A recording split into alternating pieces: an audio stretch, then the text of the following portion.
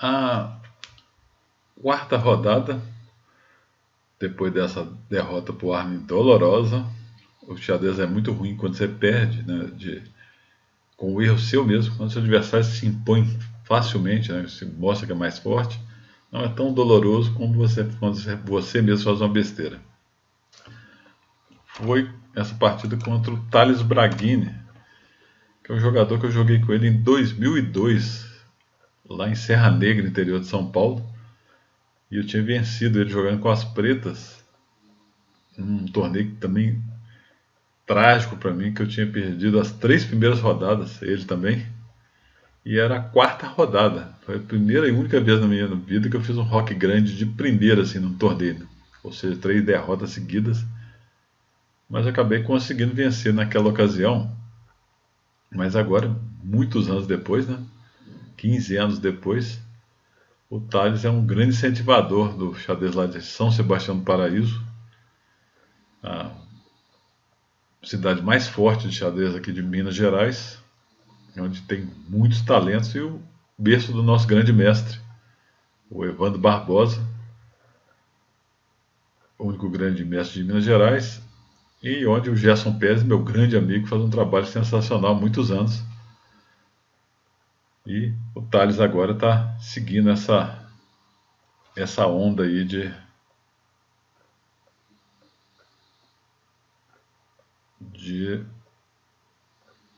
incentivar o xadrez. Eu percebi agora que o tabuleiro vai ficar um pouquinho maior na hora de editar, mas não tem problema que vai dar para ver o tabuleiro todo. E essa partida eu tive muita dificuldade na hora da preparação, porque a rodada com ele foi de manhã, com o Prodian foi 2 horas da tarde, e essa rodada era às 8, então a partida foi muito longa, mal deu tempo de olhar, e eu deveria ter optado por uma siciliana, uma abertura mais agressiva, ou uma moderna, alguma coisa desse tipo, porque eu estava a fim de ganhar para voltar nas primeiras mesas. Jogar de pretas para vencer um pouquinho mais complicado. Então, por exemplo, depois do dia 4, que eu vi que é praticamente a única opção que ele joga, tinha uma partida com D4, e eu poderia ter entrado, se eu quisesse tentar vencer, jogar C5, que daria uma partida mais complexa. Ou G6, a linha que eu mais jogo, que eu joguei com ele da outra vez, foi a francesa, mas na época ele jogou um ataque índio do rei, que dá uma posição bem bloqueada, que é alguma coisa assim.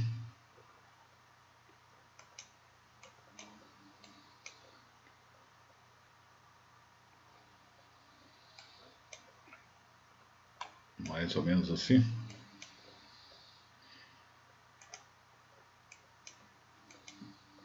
Tem que relembrar as linhas aqui direito. Cuja ideia é jogar um S5 aqui, em um momento apropriado, não sei se é exatamente agora, e manter esse peão. As manobras são algo, passar o cavalo, enfim, já joguei isso de brancas e de pretas, mas achei que as chances de vitória iam ser mais reduzidas.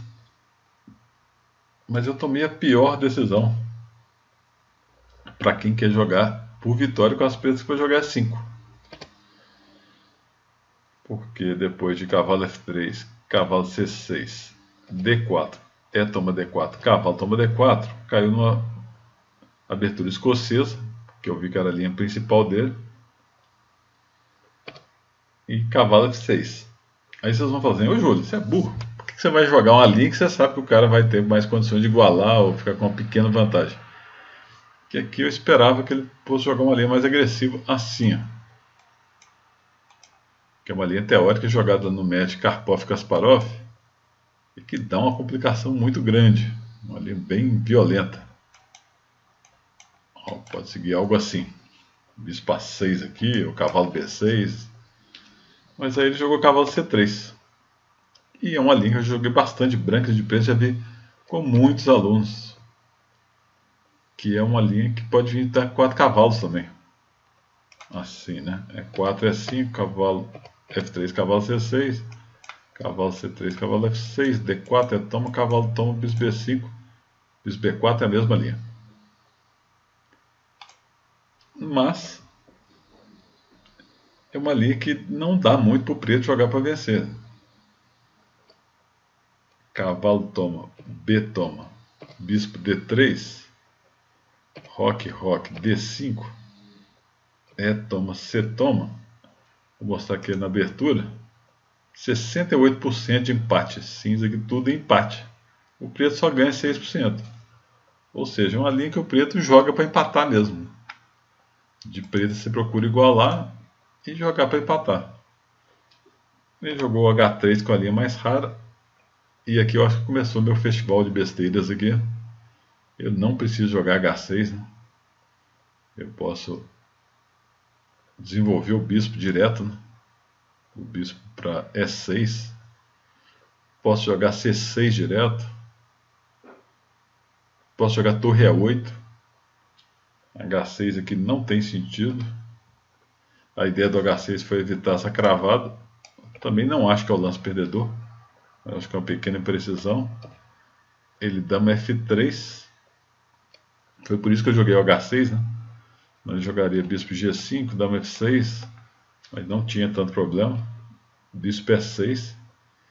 Ele bispo F4. Eu C6. Ele cavalo E2. E aqui ele está jogando cavalo D4, né? Então eu optei pelo bispo D6, ele torre F1, o bispo toma, cavalo toma, atacando meu bispo. Bispo D7, torre E2. As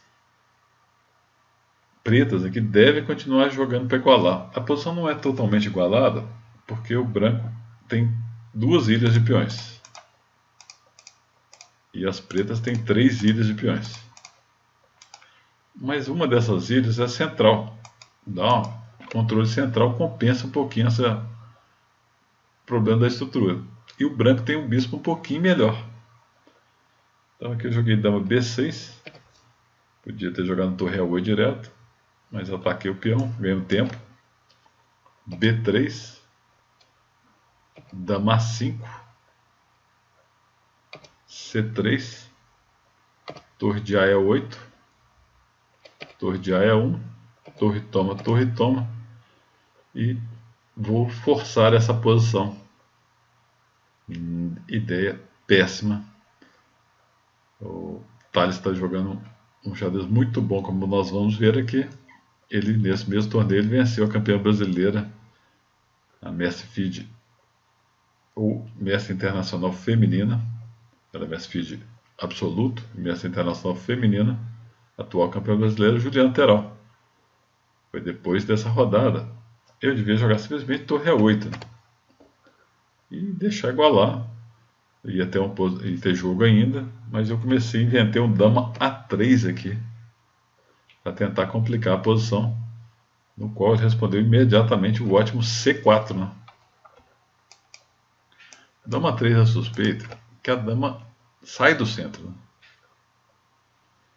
Aqui eu achei que esse lance dele nem era tão bom, porque eu jogaria D4 e criaria um peão passado protegido aqui.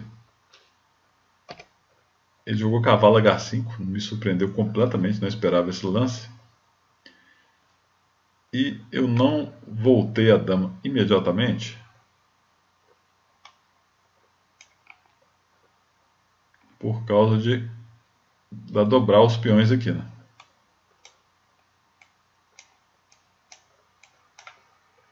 Aí minha estrutura realmente ficou uma lástima.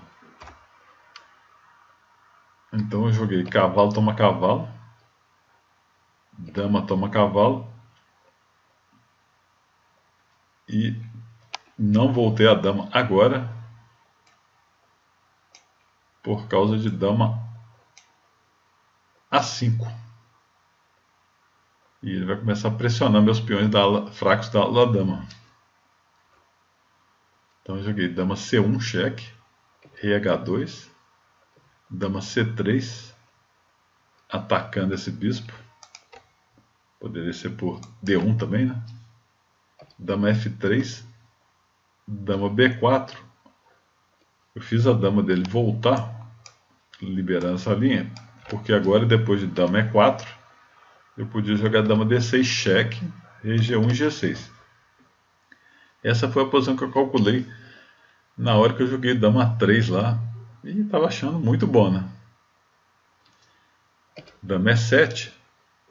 Depois que trocou as damas, que eu vi que fiquei muito mal. Talvez tenha que pensar algo como dama C7, mas é que eu não gostei por causa de C5, meu peão de D4 fica fraco, com algo parecido com a partida. Mas aqui eu tenho a dama para caçar algum contra-jogo, né? Tentar algum contra-jogo.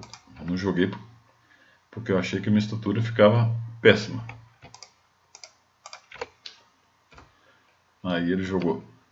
Eu joguei dama toma dama, torre toma dama, torre D8. Também já calculado na hora que ele entrou na sétima, que ele voltaria a torre aqui e eu jogaria C5 e estaria um final equilibrado, um pouquinho melhor para mim. Só que eu não vi esse lance aqui, a torre é 5. Esse foi muito chato, né? Ele está passando a torre para atacar minhas debilidades e eu não consigo ligar aqui mais os dois peões centrais. Esse peão é uma debilidade, ele jogou muito bem daqui para frente. Eu joguei bispo E6, porque não tem o truque agora, bispo toma G6. Para se eu tomar cair meu bispo, porque eu jogo bispo toma C4. Né? Uma linha que já seria vantajosa para ele, né? Para jogar bispo toma peão cheque. Mas eu tenho meus contra-jogos aqui por causa do peão passado. Ele jogou rei F1, eu rei G7, ele rei A2, eu rei F6, torre A5, tá caindo o peão, torre D7, bispo E4,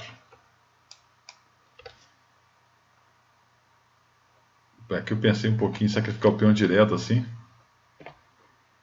mas eu acho que estou completamente perdido. Torre C7, torre C5, bispo D7, ele obrigou todas as minhas peças a ficar passivas e o peão vai cair. E eu estou completamente perdido. Excelente partida por parte dele, né? Péssima escolha minha de abertura. E paguei o preço aí por forçar uma posição que não tem onde forçar, né? Ele jogou rei D3. Agora foi só tentar se perder, não vou mostrar aqui para vocês, mas só de curiosidade. O problema não é o peão, o problema é a minha posição, né? Rei D6, B4, bispo E8, torre A5, rei D7. Eu não via como ativar a torre ou o bispo, né? Não achei um jeito. Bispo F3, F6, torre A3, A5, A3, toma, C5, cheque. Se eu não joga esse C5, ele vai jogar aqui, né? E vai entrar com torre, bispo, passar peão. B toma C5. Rei D8, ó, que doido, não tem lance, né? Talvez um bispo F7 aqui, né? Rei D8, torre A6. Ah tá, o rei D8 foi para jogar torre aqui. Que também não ia adiantar nada. F5, bispo D5, H5, F4, H4, C6, torre G7, rei C5, tudo correto, né? G5, rei D6, tudo correto por parte dele, né? Bispo F7, C7, rei C8, torre E7, torre G6, cheque, bispo E6, bispo toma torre G8, F toma G5, F4, rei C6. Agora meu rei está na posição de afogado. Era alguma coisa do tipo que eu estava procurando. Mas eu joguei F3, ele G toma F3, eu torre G6. Se torre toma torre agora afoga, né? Só que ele não tem que tomar. Ele jogou torre D6. E eu estou extremamente perdido aí, uns 50 pontos a menos, abandonei.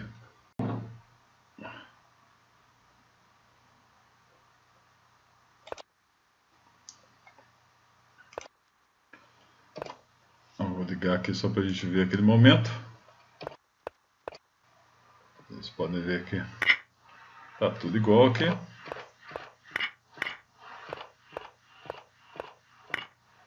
Posição, como eu disse, já conhecida. O H6 que eu falei não é um grande problema, também. Foi um erro, como eu comentei na análise.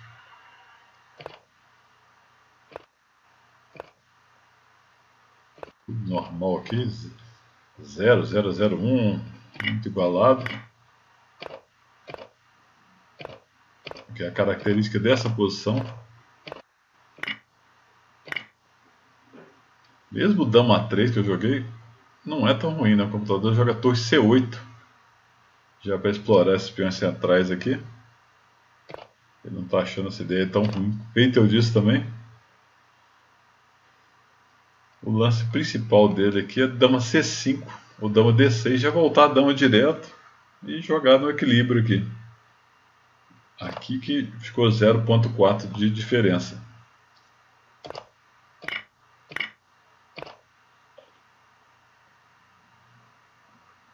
(0.6) e o Dama B4 foi um erro. Aqui joga para igualar 0 com torre E8, por exemplo. Né?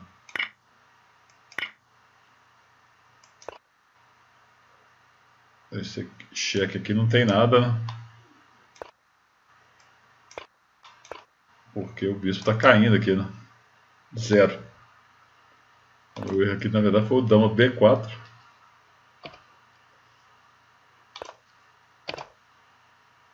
(0.7), ainda não estou perdido. Está dando 0.7 aqui. Dama toma, torre D8, torre A5, 0.8 para ele já. Bispo E6, já 1.2. No lugar de bispo E6 ele recomenda rei G7. Recomenda jogar assim, rei G7, torre A5, bispo F5. Bispo toma, G toma. Está achando só 0.6 de diferença. Porque eu tenho contra-jogo, né, gente? Eu tenho como criar um contra-jogo. Está superior para ele. Mas a posição que eu entrei é outra dica, né? Nunca fique na posição totalmente passiva. Na verdade, não achei como ativar, né? Eu aceitei ficar na posição totalmente passiva. Mais 1.7 e está ganho. Foi 2 imprecisões só até aqui. As outras todas minhas foi daí para frente. Torre D7, o computador deixa cair aqui já, joga torre C8, mas já está 1.5, já é vantagem decisiva para ele. Vamos dar uma conferida aqui por alto. Não teve como espernear, né? Depois de torre E3 eu joguei A5, mas já está 2.8 de vantagem. Não tem mais o que fazer, infelizmente. É bem impressionante a performance aqui do meu adversário. Ameniza um pouco a dor da derrota, porque é 0, 0, 0. Eu podia ter jogado Dama 3, ter forçado um pouquinho como eu fiz, mas não poderia ter